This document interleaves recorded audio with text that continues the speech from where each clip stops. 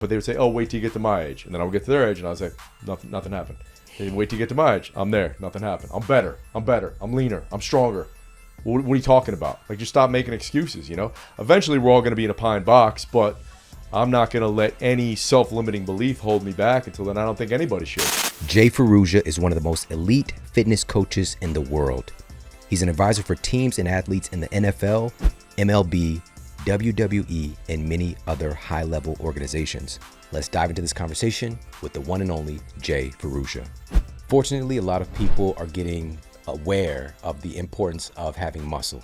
Specifically, not just muscle strength, but muscle mass for longevity, for being able to produce myokines and our cognitive function, functionality, all these incredible things. Even our cognitive function, again, is deeply dependent on muscle. Yeah. But there's been this sort of camp of gym bro versus the nerds, and come to find out that focusing on muscle contraction, building muscle, actually can make you smarter. The list goes on and on with the benefits, but I want to bring you here today to talk about how to do it. How do we actually build muscle? And this is coming from somebody, not only are you a legend, but you're from that place of struggling with putting on muscle. So you know the mistakes that people make. And so we're going to talk about 5 biggest mistakes that people make when working to build muscle. But first, can you start by sharing how you started off training for years and not being able to put on any muscle mass? Yeah. I mean, as a kid, I was overweight and I was fat and I was unathletic. But then, you know, I got to the point where I was skinny fat. And I started training in 8th grade, and I trained hard for 5 straight years, all through high school. I graduated high school at the same height I am now, 6 feet tall, 147 pounds. So that was the result of all that work, all that eating. So I was like, man, this ain't working. I gotta dig deeper and try to figure this out. So, you know, in college, I would just order every book, take every course. I switched my major up. You know, I went into college actually as a communications major. I either wanted to host, like Sway, like host a radio show, or direct films. And then I switched my major to exercise science, and just that became my obsession. At first it was just selfish, right? I was like, I hate walking around at 6 feet, 147 pounds. So I just did all the deep diving, and it was all experimentation for, the next 10 years or so, and finally figured it out, got myself up to 220 something, and had multiple people experience those kind of gains in my gym. You met one of them recently, who was telling you stories, right? Like, without fail, 30 to 50 pounds we would put on these guys, over the course of 1, 2, 3 years. And so I combined the science and the real world experience. And you worked with him, was it like 20 years ago? It was 20 years ago, yeah. And he's still, again, he's about that life, very fit guy, different mindset. Yeah. You had such an impact. This is why what really inspired me to ask you to come in today was that conversation, talking with him. Wow. And just like, man, Jay has some of the most valuable information, because what you were having him do back then, 20 years ago, are many things that are popular today. Exactly. Nobody was doing that back then. It's amazing, man. But also, again, I want to set the tone for this. This is important for everybody, men and women. And of course, like your wife is about that life. Shout out to Jen. And this is important for our immune function, for our cognitive function, for our cardiovascular health, for just being functional. And now, most notably, all this data on longevity is deeply tied to our ability to gain and maintain our muscle mass. So let's dive into 5 biggest mistakes that people make. What's the first one? The first one is excess volume, just too much volume. People do too much, right?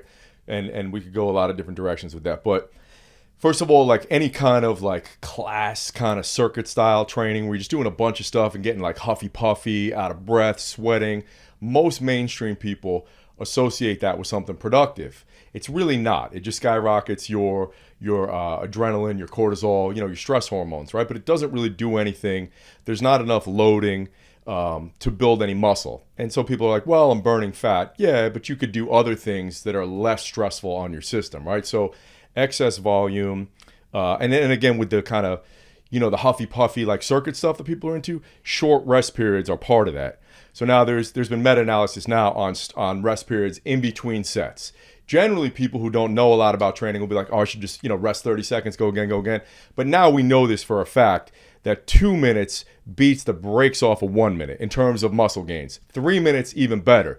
2 is like double the gains. 3 isn't significant, but it's still better. So 3 crushes 1 minute. Now that sounds boring to a lot of people. It's the exact opposite of running around, doing burpees and all that kind of stuff.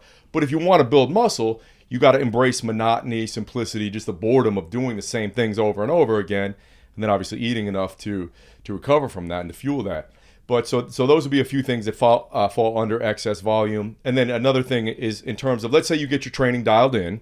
Okay, that looks like a good program. But now let's determine how many sets you need, right? And so again, we have recent meta-analysis compared doing 5 sets. So let's say chest, right? So you and I do 5 sets a week, 10 sets a week, 15 or 20. The best gains were in the 5 and 10 set group. So doing more isn't getting you anywhere. Now, what's interesting about that too, and this is crazy, is if you take 2 to 3 minutes rest between sets, you need far less volume. If you rest 45 seconds to 60 seconds, you need far more volume because you're not allowing for recovery of your CNS. So now each one of those sets, you're not recruiting enough muscle fibers. So you need more to make up for them. That's why I call that kind of junk volume. There's a lot of things that could be, counted as junk volume. So those would be some of the things in excess volume. Doing higher reps. So now we have studies as well. And then when I say studies, like I'm always backing this up with 30 years of experience and then talking to other coaches, right? Yeah. Because to me, that's first and foremost. A study doesn't prove anything. Maybe it validates like, oh, we were doing that 20 years ago. Now we know why, right? So there's a lot of kids nowadays who are in their 20s and 30s like, studies show this, studies show this. I'm like, yeah, but dude, real world experience first. You know what I mean? Yeah. So I'm leading with some of that because I know you and your audience like that. But really, it's real world experience. So Absolutely. The thing with doing higher reps is that it causes unnecessary fatigue. So if you and your twin brother go and do the same program for 12 weeks, but on every set you do 6 reps and he does 12, he's going to experience more fatigue, more central and peripheral fatigue on a day-to-day basis, where he might be like, oh, I'm a little tired today, or he might be like, I have CNS fatigue. It's just he's basically doubling the volume that you did. He's doing extra reps. And so the higher up we go in the volume, the more central and peripheral fatigue we'll have. And, some people, they don't feel anything from that. But some people, if you have low recoverability, if you're a hard gainer like myself, you actually do tend to notice that a lot. So when I work with someone, what I'll do is I'll take their program, be like, okay, let's lower the reps to generally 5 to 8. Let's lower the volume to 6 to 10 sets per body part per week. And let's increase the rest periods from 2 to 3, from 1 minute to 2 to 3 minutes. That all sounds like, wow, that's so boring. But making gains is fun. It's not boring once you start making gains, So excess volume, again, there's like kind of a lot of bullet points under excess volume, but that's basically how I'd sum it up. Yeah, this is sounding like this is not equal out to the results that we see in a Rocky montage. Right. No. You know what I mean? No. But the thing is, and I'm so glad that you mentioned this, 30 years of experience. Mm-hmm. We overlook anecdotal, we put this label as anecdotal data. And the thing is, a lot of times science catches up later, especially in this context of muscle building. Yeah. Yep. There have been people that have figured this stuff out long ago. And now we're getting these peer-reviewed studies to affirm what a lot of folks had already figured out. And actually, using the gym as your laboratory, basically, you're a master scientist in that. And I want to ask you about this in particular. So with us lowering our rep range, what does the weight look like though? Is this like getting to fatigue once we get to that 6 rep range, 8 rep range? Like, or is it still like, what does that look like? Yeah. So, and the reason I like lower reps from beginners, which is counterintuitive, and I've been saying this since the beginning of my career. You can go back and read stuff I wrote in 2000. I've been saying this, and most people say, no, beginners should use higher reps. The reason I disagree with that is because every rep you do, let's say over 5 or 6, there's more of a risk of form breaking down, injury, right? Like this if you're practicing a sport, a pitcher has a pitch count, right? Like we know we don't want to practice under fatigue because then your technique is horrible, right? So what we want to do is minimize fatigue, and we want our form to be perfect. So if I take someone who's a novice, let's say I take Braden, for example, right? I say... My youngest son. Yes. I say do a set of 20. after 5, he's going to start breaking down stabilizers, intramuscular coordination, things like that. It's really hard. But if we do those 20 reps doing 5 sets of 4 or 4 sets of 5, now we can make each one perfect. Because it's a lot easier to say, all right, I got to do 1. And then I'll break up that set of 5. I'll say, Braden, just do 5 sets of 1 rep, but without taking a rest. Right? Do 1. Okay, cool. Now, next one, there's less chance of injury, actually. So most people, again, counterintuitive, like, oh, but I'm using lighter weight. There's way more chance of injury doing high reps. High reps is a skill. You need to know how to breathe. You need to know how to stabilize, all those things. So I always start with lower reps. Now, let's say you're a novice or intermediate. I would still start you with 5 to 8-ish, unless you're like, you have a serious knee or elbow issue and you just can't do it. I'm going to start you with lower reps for a few different reasons. Same reasons there. It's going to minimize fatigue. You're going to make strength gains easier and faster, and people love to see progress. And the other thing is that if you do a set with 85% of your 1 rep max or more, so for simple math, let's say you can bench press 100 pounds. If you use 85 pounds, every muscle fiber is recruited from the first rep. If you do less than that, 70%, 60%, whatever, you only get full fiber recruitment during those last few reps to failure. And again, in the case of Braden or someone, I wouldn't want you going to failure because that's when we start breaking down, your elbow's flaring, they're like, oh, my shoulder's injured, So there's a lot of powerful stuff about low rep training. And this was something, before we had any science, that was introduced to me from the guys like Arthur Saxon, George Hackenschmidt, Bosco, Steve Reeves, Reg Park in the early 1900s. These guys, they didn't know the science, but they just knew anecdotally when you do higher reps, they would say it tires you out, it fatigues you, you're not building strength. So they would treat it as practice. This is bringing up a little bit of resistance, pun intended, in this conversation, because there's also people who have a perspective of TUT, all right, the time under tension. Let's talk about that. How does that play into this? Does it not matter as much? Totally irrelevant. We now have the science that shows it's totally irrelevant. Okay. Yep.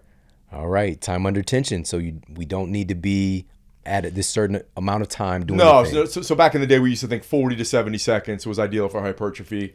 And here's the thing, too, with studies now, right? Like, I can look at all these studies, and where the 28-year-old or 32-year-old kid's going to say this, and it's definitive black and white, I could say yes, but there are cases when we could break those rules, and that study's irrelevant. That study means nothing to me.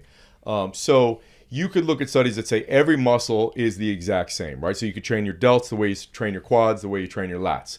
From real-world experience, people know that your quads generally and your delts generally respond to, especially if you're a non-responder or a hard gainer, might need those sets of 15 to 20. Shoulders might need those sets of 15 to 20. It doesn't matter how long the set lasts. It's more just the contractions and what's happening there.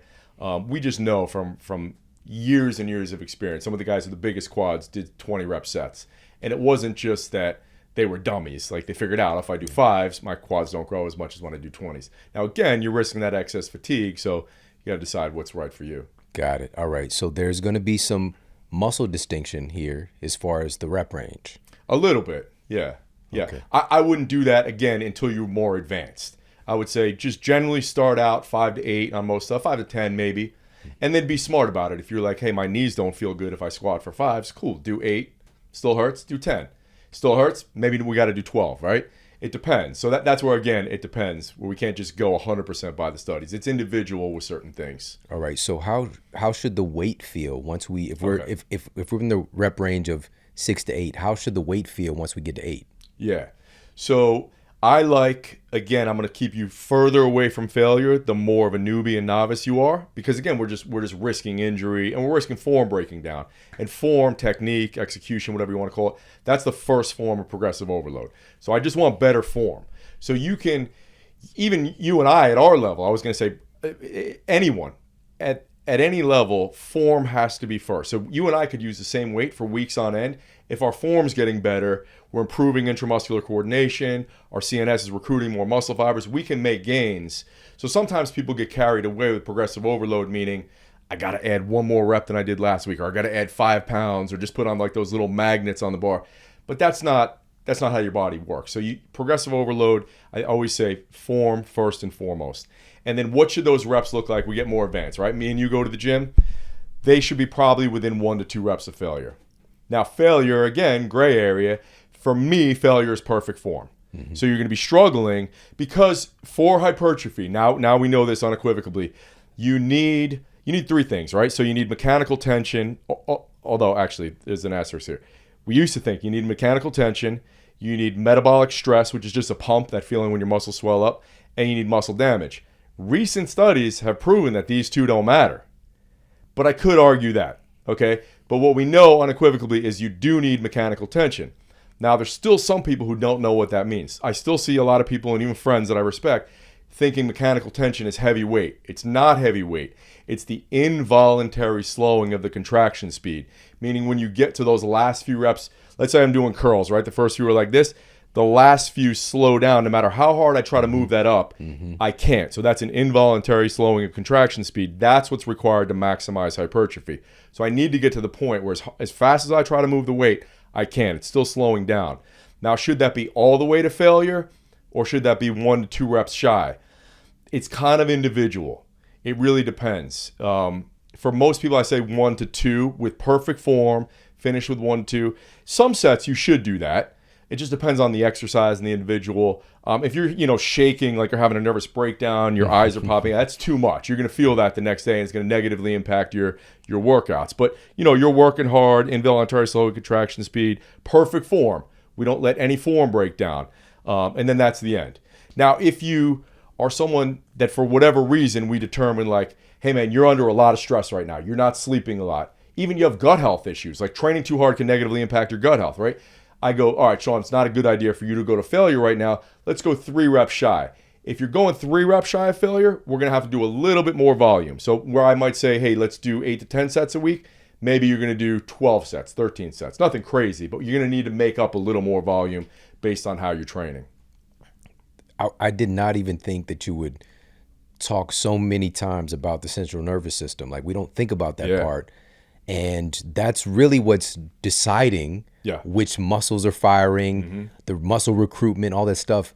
And honoring that, like making sure that our recovery is good, making sure that it's there to like you said, I love that you mentioned how you can feel like even the recovery process, like if you feel beat down, from doing a chest workout a week later, when you say that you probably went too far, but having soreness is not the issue. And let's talk a little bit about that too. Is there like, what is the ideal range? I know it's going to be individual. I know it's a tough question, but getting that soreness, how long should we go until we're lifting with that muscle group again? So soreness is a really poor indicator of a good productive training session. You could never get sore. I don't like to get sore. And sometimes I'm like, oh, what did I do? Why did I get sore? And if I train somebody and they get sore, I almost feel like I let myself down in some way because I don't want people to get sore. And so soreness comes from doing too many eccentrics, like slow eccentrics, and it comes from stretch position movements. So, for example, a chest fly, overhead stuff for lats, chin-ups, a Romanian or stiff-legged deadlift. So doing too many stretch position movements is not a good it's not a good approach for hypertrophy because we don't want a lot of soreness. Because again, when I went back to, I talked about mechanical tension, metabolic stress, muscle damage. Muscle damage, we don't want a lot of that. We used to think, back in the 80s and whatever, muscles are torn down during the workout and they're rebuilt stronger. That's not really what happens. There's a whole other science to that, but that's not really what happens. We just need that mechanical tension. And what I was saying before is you can get that mechanical tension. I forgot to mention, some people think it means heavy weight. We used to all think it meant heavy weight. Any rep range from 5 to 30, you can get that mechanical tension. But obviously, doing 30, you're doing 25 more reps and adding a lot more excess fatigue versus doing that set of 5.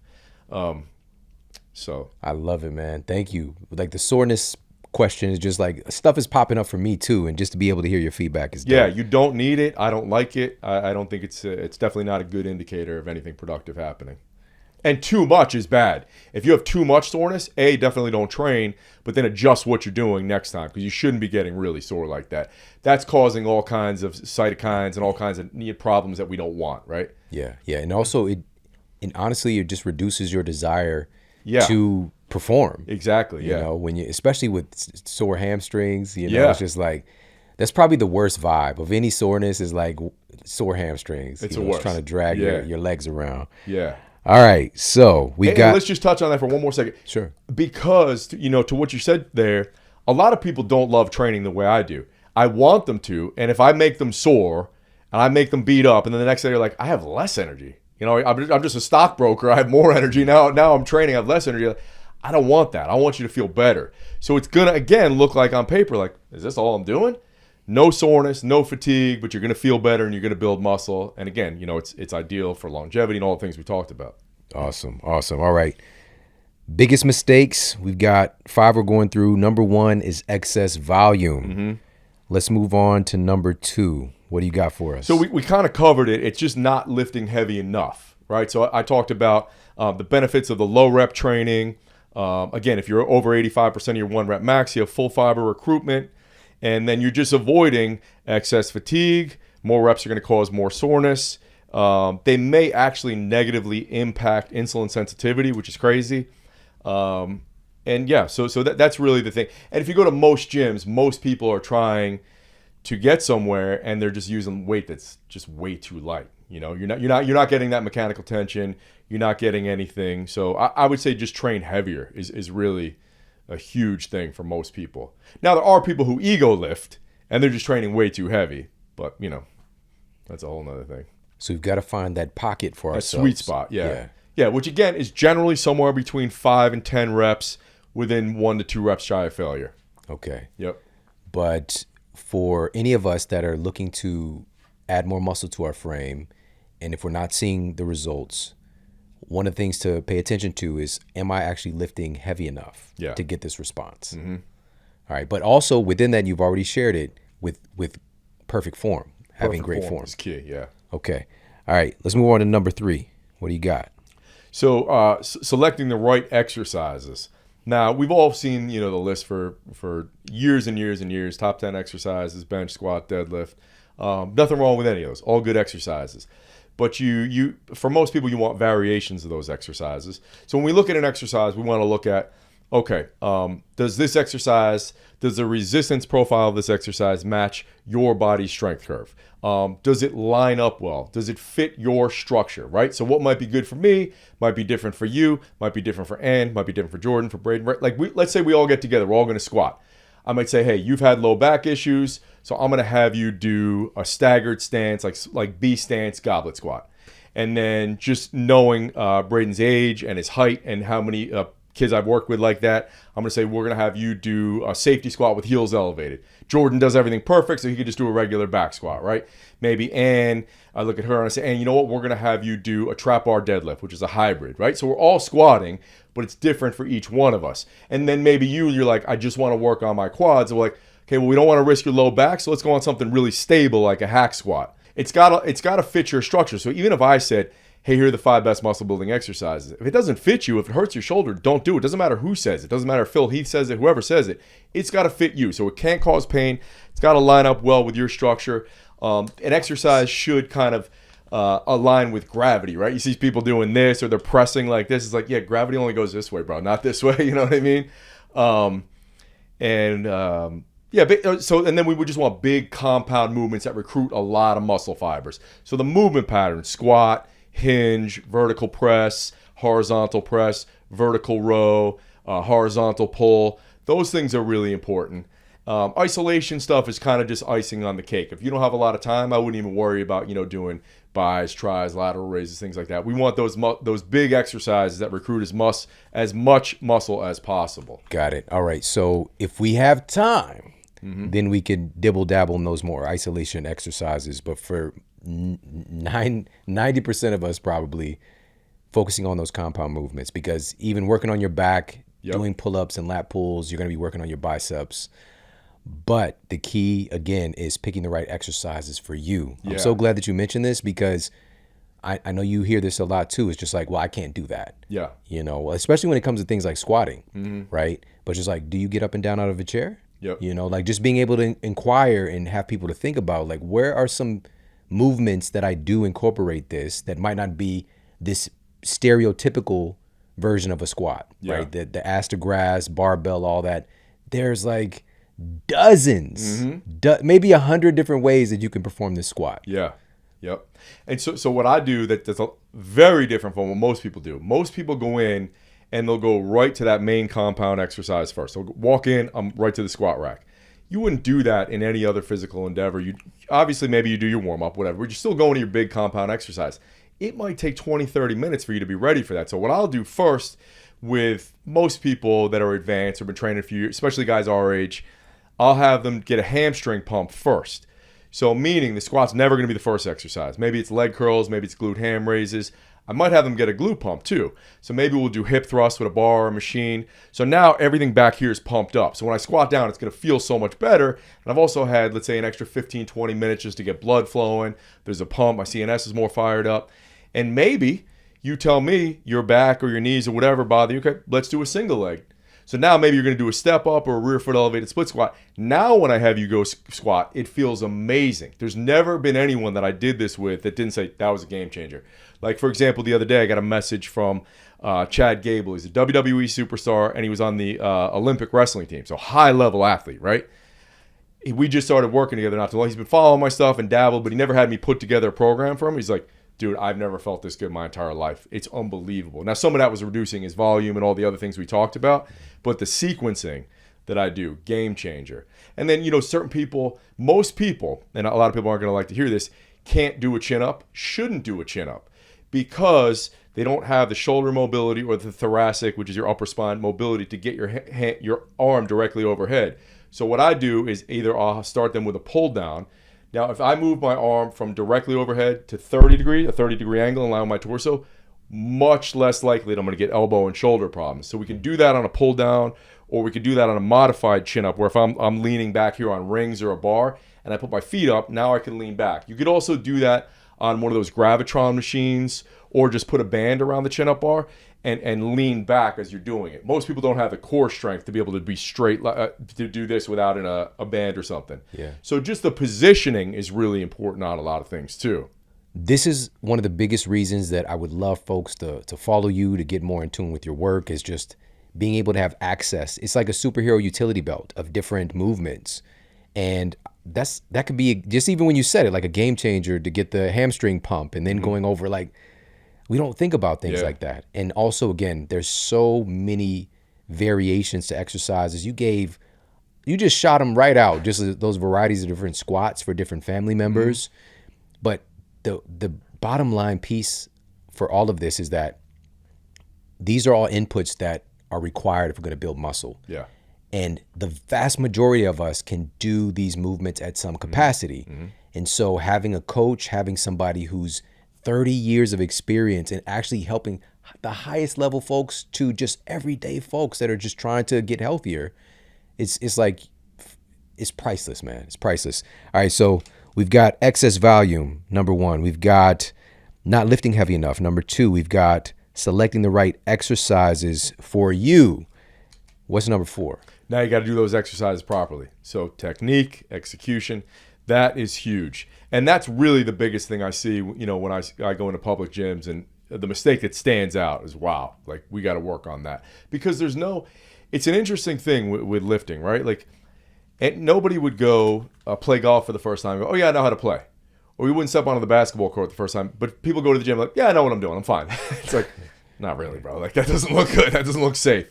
So you really need to learn execution. That's the most important thing. And people are just in a rush, like, oh, I want to put 2 plates on the bar, or whatever. It's like, now slow your roll. You got to slow down. You got to do fundamentals.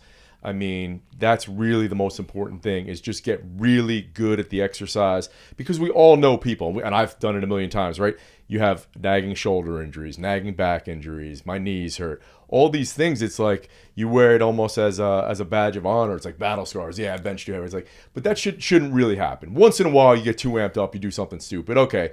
But you shouldn't be getting injured all the time. You should be recovering pretty well. So execution is really important. And you just need to, kind of think about your positioning from head to toe and everything. Like, I can go into a few things real quick here. Yeah. Like, for example, any exercise you do, you should never shrug. Pick any exercise, your shoulders should always be back and down. So you should always be free. You could do Stevie Wonder your head around a little bit. Anytime that neck is tight and there's tension up there, it's wrong. I don't care if it's a lateral raise. I don't care if it's a squat, a bench press, whatever it is. You want to create as much space from your ear to your trap here. Most people just have that habit. So make sure that's down and back. Every exercise, lock down and back, you're going to be safer. You want to avoid shoulder injuries when pressing, just keep those scapula down and back. That's it. You're doing overhead pulling like a chin up or a pull down. Don't excessively let that come out. So just stay locked down and back. Something like that, super simple. Most people should be doing some type of deadlift, some type of hinge. What most people do that's incorrect, and I used to teach this. We used to teach this back in early to all throughout the 90s. I think we taught that. You'd have that huge stripper arch in your low back and then drive back. That's the worst thing to do. You want a neutral spine. So before you squat or before you deadlift, you almost do like a little bit of a posterior pelvic tilt. You pull your rib cage down. You brace your abs like you're going to get punched, and just keep that neutral position. And again, that basically goes for everything. You're not going to get hurt doing a curl, but I would just want to mentally rehearse that position. Always know, okay, head up tall. I got space here. Shoulders are back and down. Spine is neutral, and just practice that all the time. So simple things like that can help you avoid those injuries, and that's just good form on everything. The other thing I would say for form is if you're new to an exercise, or you're just listening to like, man, I should probably work on my form. I've been doing things kind of sloppily. Just slow down the reps for a while. So do fewer reps, like we talked to earlier. Do sets of 5 to 8, and maybe do a 3 to 4 second negative. Now that's not something, again, doesn't matter about time under tension. It's just kind of a learning thing, right? Yeah. So it could be a few weeks, a few months. Just slow down the negative a little bit. And then a key phrase that I always say is master the transition. So if I'm coming down in 4 seconds, it could be a press, it could be a squat, whatever. Master the transition from where the eccentric or the negative of the rep ends and the concentric or where the positive begins. Because most people, they might go 3, 2, 1, and then just bounce and ricochet out of the bottom. Yep. Master that transition. We control that eccentric, and then don't explode. Now, if you're an athlete, let's say I'm working with a basketball or football player. Eventually, I may want them to explode, but at first, I don't want that. I don't want momentum. It's not gonna. People will say, well, you recruit more fast twitch fibers if you explode. Maybe it's arguable. At first, I don't want that. We can do that later on. And even if I do want you to explode, I would still say this. Come down, master that transition where we change direction, and then we can explode all the way through the rest of the lift. That's not going to make you slower no matter what anyone says, especially if you're still playing your sport, you're still doing some med ball throws, you're still doing plyos, jumps, sprints, whatever. Yeah. You're just going to be safer, and there's going to be less wear and tear on your joints, so you're going to perform better on the field. Yeah. A lot of times, especially sometimes someone will say to me, like you said before, people will say, I can't do that lift anymore. I'm like, maybe you can. If I teach you how to do it, you can. And one of the things is if you come down and squat and then you bounce out of the bottom, imagine your spine. If we had an x-ray on your spine, what happens if you have 200-300 pounds and then you bounce, right? There's that little minute of compression. Right. We can eliminate that. If you come down slow, master that transition and go up, we don't have that compression where all of a sudden, you know what I mean? Mm-hmm. So just mastering that transition is really the main thing I would say to people. Be hyper aware of that. Yeah, you're not a car with those springs. No. You're not a Jeep Cherokee. No. You know what I mean? Nope. That's incredible. So now, and by the way, that cue with keeping our shoulders down, right? I started doing that with dips quite some time ago because that would bother my shoulder, mm-hmm. right? And I have to add a lot of weight on the dips for for me to really feel it because I could do dips all day. Yeah. But what it was I was like bringing my shoulders up a little bit, But once I got that cue, bring them down, it's been a piece of cake. Yeah. Now, you said not to shrug, but what if you're doing shrugs? So I generally don't even prescribe shrugs that much. I think you can get, if we look at anatomy and how things work, you can get traps doing rows a lot safer. A lot of people that do shrugs end up with neck issues or headaches or things like that. So I generally don't prescribe them early on. And then later, let's say we've been working together for a few months, you're like, man, I want those traps like Goldberg or something. Mm-hmm. Then we'll prescribe them. But I would be like, Shawn, how's your neck? How's your neck? How's your neck? You know what I mean? Just be careful there. And then I'll probably modify them to where I would have you lean, even if you're just sitting in this chair, have you lean forward and shrug up. And that way we kind of get your neck out of the way a little bit so you don't get that bunching in here.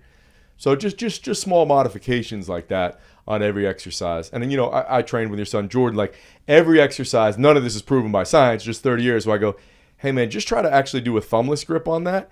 And you're like, oh, my elbow doesn't hurt anymore. Or, which lift? Let's talk about that. So actually on any type of press, a lot of people, so you always press with your hands wide open, right? I'm sorry, push up, right? And generally that tends to feel pretty good for people. But then once they start on a barbell or a dumbbell or a machine, simply closing that grip makes it feel completely different. So if we're on something safe like a machine, now I press, and I had Jordan do it, but he's super athletic. It would be risky, right? I press dumbbells and bars thumbless like this. And what it does is just sets you into a little bit better position for your shoulder. Elbows feel better. If you have a machine, then it's super safe. Then I would just go keep it open until it got really heavy. Just something simple like that. Like I have so many of those where it's like, I never heard that before. And I was like, man, I just figured it out over 30 years. But it does work, a lot of those things, a lot of those tricks. Yeah, that's what he said when he came back from lifting with you. It was just like, man, Jay showed me this one little thing, and it just like, I felt it. It was like yeah, man, it's so awesome. All right, so we've got the emphasis on technique, and this is one of the biggest mistakes that people make, just going in there willy-nilly, and, maybe you read the side of the machine, like, okay, I'm supposed to do this, and, it's cool to experiment. We're experimental creatures. But at the same time, if you want to get good at something, getting some training, getting some education, and getting these cues as well. And we've gone through 4. Just to touch on that again, to get good at something. Imagine you're a baseball player or a golfer, right? Your swing. You don't swing until you can barely stand up, and the swing gets so sloppy. You're never going to get good at it if you do that. So again, that's why these kind of lower fatigue sessions where we keep the reps lower, we keep the rest periods longer, we can master the exercise. And then once you master the exercise, that's when you get the gains. People sometimes just use the muscle confusion principle, just do something different every time they go into the gym. But that would be like Mariano Rivera came out and threw one pitch his whole career. He's the greatest relief pitcher of all time. He didn't just come out and be like, oh, I'm going to throw a splitter, I'm going to throw a curveball, I'm going to throw a fastball, whatever I feel like doing, because then he would have never gotten good at that, right?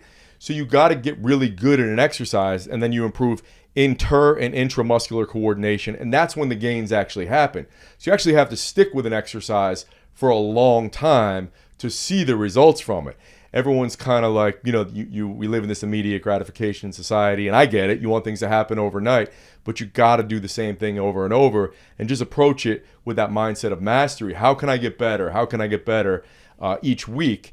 And then that always is a really happy moment when I'm working with someone. For me, when they're like, oh, I just had this light bulb moment. I finally figured out what you mean by moving my pinkies here or there. I was like, yes, that's it.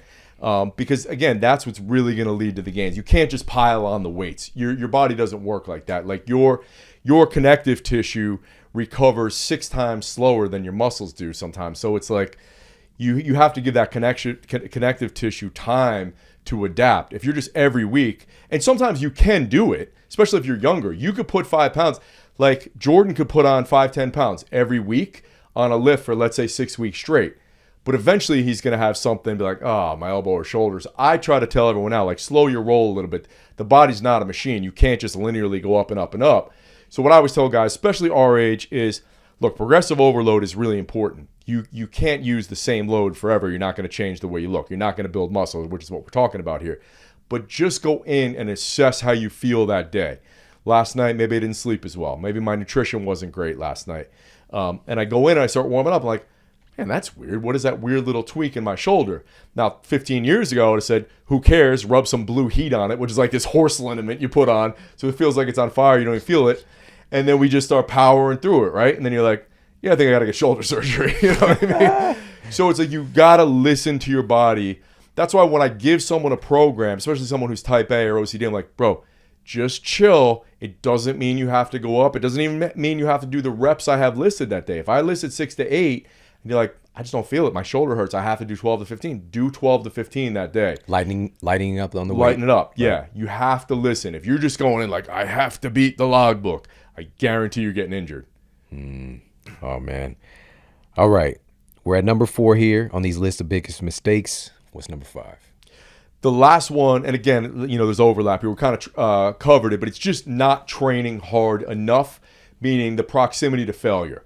So there's 2 definitions of intensity. The textbook, the scientific definition of intensity is percentage of your 1 rep max. So again, simple math, if I could bench press 100 pounds, if I do 85 pounds for 1 rep, and it's easy, that's more intense than if I do 70 pounds for 13 reps, even if that's way harder. There's a higher perceived level of effort.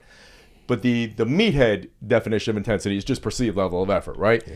So we kind of want to do both. We need to lift a little heavier, like I alluded to, closer to your 1 rep max. but we really need to work hard but smart. So we want to be, again, if you're trying to gain muscle, general rule of thumb, 1 to 2 reps shy of failure. We know this from real world experience. Plenty of people who have produced results over the years and now from studies. If you go, and this is the other thing, when I mentioned, I think I alluded to this a little bit earlier, if you use lower rest periods, you need more volume to make up for it. If you are further from failure, you need way more volume to make up for it. And then at some point, if you're really a more than 4 reps from failure, it's probably a waste of time. You could probably just be walking the dog and vacuuming. Like, you're not really getting much out of that. So there's a theory known as the effective reps theory, meaning that there are only 5 stimulating reps in a set. Whether you do 5 reps or you do 35 reps, it's the last 5 reps before failure.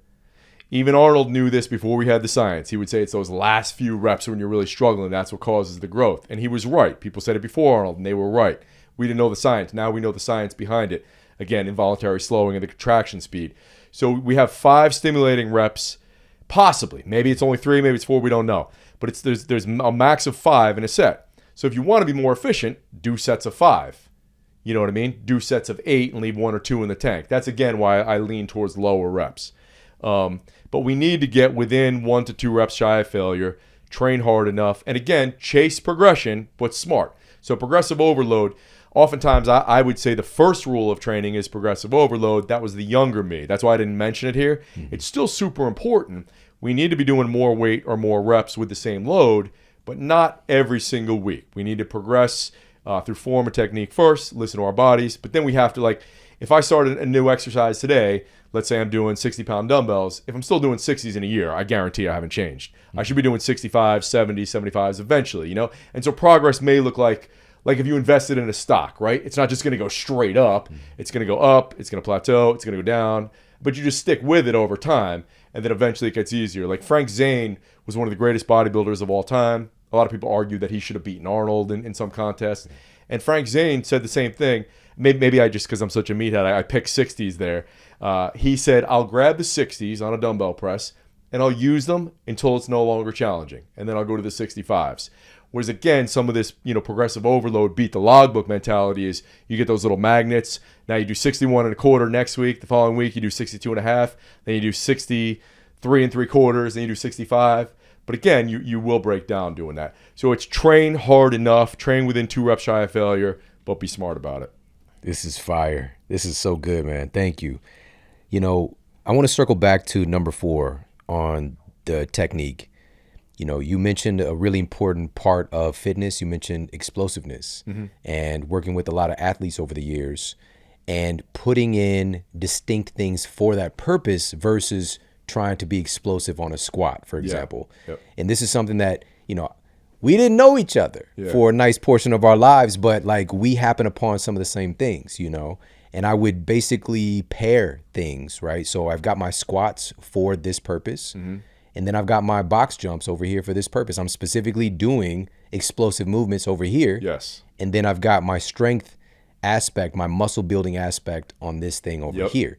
So yeah, man, like that recipe, it just like sometimes talking with you is just like, damn, I did that right. But then sometimes like, damn, I should have did this instead. Yeah.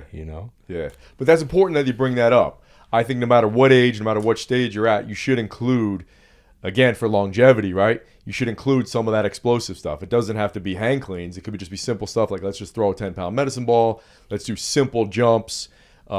Maybe most people as they get older, especially if they haven't sprinted in a while, I wouldn't say start sprinting on flat ground, but we could sprint pushing a sled to make it less impactful. We could sprint on a steep incline like Walter Payton used to do, hill sprints. Things like that. You need to incorporate some kind of sprint, some kind of jump, and some kind of throw as you get older because you're gonna lose that. You're gonna lose fast twitch fibers faster than you lose muscle size, which is really critically important too. Thank you for talking about that. That's absolutely true. When we're kids, a lot of the stuff is happening in younger populations too, for kids that are just sitting around and gaming all day and not really moving throughout the day. Not to disrespect gaming, but there's also this movement of like fit gamers right now too. Really? Yeah. I don't know nothing about that. But it's because of the cognitive benefits as well, like just having faster reaction time, all these different things. And so, but anyways, keeping that in mind that even with kids, if our bodies work on this use it or lose it basis, you know, and so, but it's much more notable because when you're a kid, you're like made of like whatever Gumby's made of. You know what I mean? You're just made of you like, can't get injured. It's almost impossible. Yeah. but as you get older and things become more rigid and more fixed, if you're not using these certain, you know, movement patterns and muscle fibers, like your brain is like, okay, like I'm about efficiency. Yeah. You know, your central nervous system, I'm about efficiency. Yep. This person needs to be really efficient at sitting in a chair, and it will cater things to that. And if you try to do something else, especially something else very quickly, your body's going to give you that feedback like, you can't. Yep. And so giving your body those inputs, in particular, as you're getting older, if you don't use it, you lose it. Sometimes we don't do it, and then we lose it, and then we blame it on being older. Yeah. Right? And so, you know, and we've got so many examples of this. We're seeing it right now with LeBron James, as my son calls him, LeBron James. All right. He's out here. It's insane. He averaged 30 points a game last year. Yeah. That's nuts. And it's just like, even my son, he's watching the clip of him a couple of days ago. He's like, dang, he can still do it. Like, bro, you already knew he could still do it. You see the way that he's training. And by the way, sleep is a big part. I quoted him actually in my first book. It's a big part of his training. Yeah. The recovery part. He invests in his body. Yeah. But also, again, making sure that you're doing these movement patterns consistently. But also, I want to point to this and ask you about this as well, the mindset around that. You know, keeping that curious mindset, that youthful mindset, and not buying into the bullshit that, you know, again, like I'm getting older, I can't move fast. Like, how many examples do we need of people who are not buying into that, right, and they're doing these exceptional things? But we just have a culture that as we get older, and me, you know, having kids, I've been a dad longer in my life than I haven't been a dad. Yeah. I see it all the time, man. You know, even 10 years ago, you know, I go out, take my kids to the park. I'm the only parent that's like running around with them, chasing them, going up the slides and all that. But I'm not doing it because I'm like trying to make myself do it. I'm doing it because I have a spirit of play. Yeah. And also, again, like then you start to see the outcomes 10 years after that. It's very different when you see the parent, you know, we get together for the, you know, parent teacher conferences, you know. So can you speak to the mindset around this? You know, you working with athletes, you working with different people in different demographics. How important is the mindset around your fitness? It's everything. It all starts there, right? Like you have to want to, you know, there's a few different directions I go with. I think it's a sense of pride, and it's, you know, like you and I are a few years apart. I'm older than you, so I want to be better than you, right? Like we go to the gym, I want to be stronger than you. I'm always going to have that. I'm always going to be chasing that. If I train with my friends at the same age, I want to be better in some way. I want to keep up.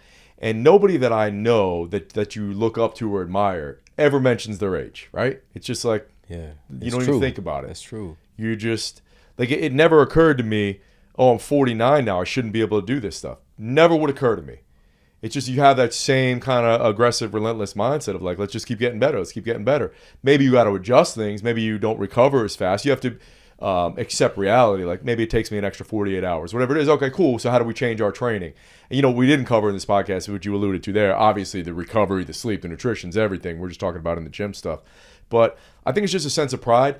I think everybody has a duty as a human being, as a man or woman, to be your best, your most elite self. Like I think that's the best thing we can do, because then we can be better for everybody else. You know, some people might say, well, you should be serving and this. Yeah, I can't serve unless I'm my best self, meaning I'm my healthiest self, I'm my most confident self, my fittest, I feel the best, I have adequate muscle, I have adequate strength. You never know when things are going to go down, you're going to need to use that. But I just believe in, you know, holding yourself to a higher standard. And I think it's such a letdown when you see people, you know, that are in their 40s, 50s, 60s and say things like, and it really personally gets to me when someone says, oh, I'm over the hill. Oh, you can't do this at my age. Like I remember being in my 20s, training clients that are 38, 45, 49, which I can't speak to anyone older than that, but they would say, oh, wait till you get to my age. And then I would get to their age and I was like, nothing happened. They wait till you get to my age. I'm there. Nothing happened. I'm better. I'm leaner. I'm stronger. What are you talking about? Like, just stop making excuses, you know? Eventually, we're all going to be in a pine box, but I'm not going to let any self-limiting belief hold me back until then. I don't think anybody should. Nobody that you and I associate with does that, right? It's just hold yourself to a higher standard, set the example. And I know, as well as you do, most people don't wake up super excited to go to the gym. They don't wake up super excited to eat salmon and sweet potatoes versus eating pizza and Big Macs, right? So it's up to you and I think it's up to everybody that's listening to this show right now, choose to be that positive influence, choose to be that inspiration. There are times where I could eat a huge cheat meal and it would have no impact. I'd actually wake up looking leaner and fuller the next day, but I'm with someone at dinner that I know they can't afford to do it. So I'm saying, nope, I'm eating salmon and sweet potatoes tonight. I choose to be that inspiration. Yeah. There are times I could go out, you know me, I drink maybe an average of once a month. But if I'm with someone who's struggling with alcohol, I won't drink. I always choose to set that example. And I think that's what everybody should choose to do. Choose to be the example. Choose to inspire other people. You know, Kobe said the most important thing is that you inspire others so that they can be great in whatever they do. So it's a responsibility, but what better way to live life than choose that responsibility every day, that, you know, everything you're doing at a high level. My man. You know what? You said that one day we're all going to be in a pine box. I don't think you're going to be in a pine box. I think you're going to get your ashes converted into a dumbbell or something like that. Because you could do wild stuff with ashes now. People get turned into diamonds. That's true. You're getting turned into trees. You could that is true. Get yourself put into a firework and all kinds of crazy stuff. Get little mini dumbbells and all my friends will just rock them on a necklace. Man, my God, this has been so valuable, man. Thank you so much. And thank you. You know, before I let you go, can you just speak briefly to the stuff outside of the gym? I know we touched on it a little bit. We mentioned, you know, sleep, you know, food matters. Just touch on that a little bit, because if we're going to build muscle, it's a lot of the stuff that's not in the gym that is going to make the difference. Yeah. So as a younger man, I used to think it was just calories. And then, you know, when I realized that it wasn't, I found actually, wow, I recover faster by not eating junk food. Meaning I was on a seafood diet, right? It's fast food, it's pizza, all these things. And I was thinking that would help you recover faster, but you know, you're causing gut distress, you're causing inflammation. So food quality first and foremost, protein, lead with protein. If you're trying to gain muscle, you're going to need carbs. So don't go on keto, don't go on low carbs. I would generally start someone at a gram of protein per pound of body weight, maybe depending on their body fat levels, at least a gram of carbs per pound, if not 2, if not 3, if you're a skinny hard gainer. And then fat, we're going to be 0.4, 0.5 grams times body weight generally. But, you know, basic stuff that you probably talked about a million times: meat, eggs, chicken, fish, rice, sweet potatoes, fruit. Those are going to be really the main staples. And to build muscle, I like to have someone eating 3 to 4 to 5 times a day. I don't like intermittent fasting for muscle gain, especially, again, coming from a hard gainer background. So, yeah, just high quality food, eating enough. And again, if you have those hard gainer genetics, you and I were talking about it before, it becomes a job, but you got to commit to it. Like, do you want to build muscle? Then you're going to have to eat when you don't feel like eating. You have to meal prep when you don't feel like eating. It becomes a pain in the ass, but you do have to do that. And then, you know, you can do all the things in recovery. Sauna's great. Ice, you know, could argue on the science of ice. But sleep's first and foremost. If you're not sleeping, I don't care about the blue blocking glasses and the red light and this, that, and the other thing. Like, just optimize your sleep. And that's it. You know, that's going to be the biggest game changer. And all the old bodybuilders and all the old strength athletes from the 1900s, they knew that before we had any of this stuff. They were just like, get to sleep. That's going to be the game changer. So those are really the most important things. Awesome. Man, it's super valuable, man. I love this platform because people can click play and get a master class from a master like you. You know, it's like, it's super special, man. But the most important thing is that we apply what we learn. Yep. So where can people connect with you? Just kind of get more into your universe, you know, check out programs and things like that. Yeah. So if you go to MaximumMusclePlan.com, I'll send you kind of a high level overview of what we discussed here today. And then just all the other stuff will be there too. Awesome. And you got a show, social media. What about those? Yeah. Renegade Radio is a podcast. Social media, I am at J Ferruggia. Boom. Boom. My guy. Thank you so much, man. I really appreciate it. Always a pleasure. Thank you. Let's go. Jay Ferruggia, everybody. Hey, if you like this video, make sure to check out this video right here. I'm now 64. I quit running competitively when I was 30, and I shifted away from endurance and more toward speed and strength. But I was able to make that transition to the point where now I feel pretty competent as a strong, lean guy who performs pretty well in the gym, but also I sprint. I play ultimate frisbee with 20-somethings, and I can keep up with them.